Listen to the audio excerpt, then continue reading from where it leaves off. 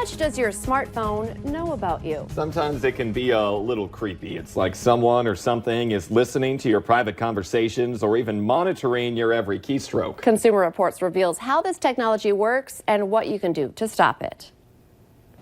Do you ever feel like your smartphone is listening to you? Sometimes I speak about, beds or something, and next thing I know, there's beds on my ad. Well, I was talking to a friend about, beach umbrellas.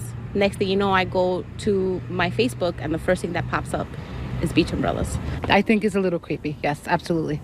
While it might seem like your phone is always listening, Consumer Reports says that's probably not what's happening. This is something that researchers have looked at a lot. And despite all those weird feelings, they've yet to find any evidence that phones and the apps on them are actually recording or listening to your conversations.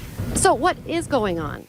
CR says your phone has much more efficient ways to figure out what you're talking about and what you're interested in without ever recording a conversation. Researchers have found that apps on phones will do things like take screenshots or use your GPS to track where you're going, or even collect video of what you're doing on your phone. And all of this can be used to create targeted ads. So how do you explain having a conversation about something and then seeing an ad for it on your phone? Chances are you probably did a Google search for those shoes, or maybe you mapped out directions to a shoe store. The amount of our data companies have is staggering.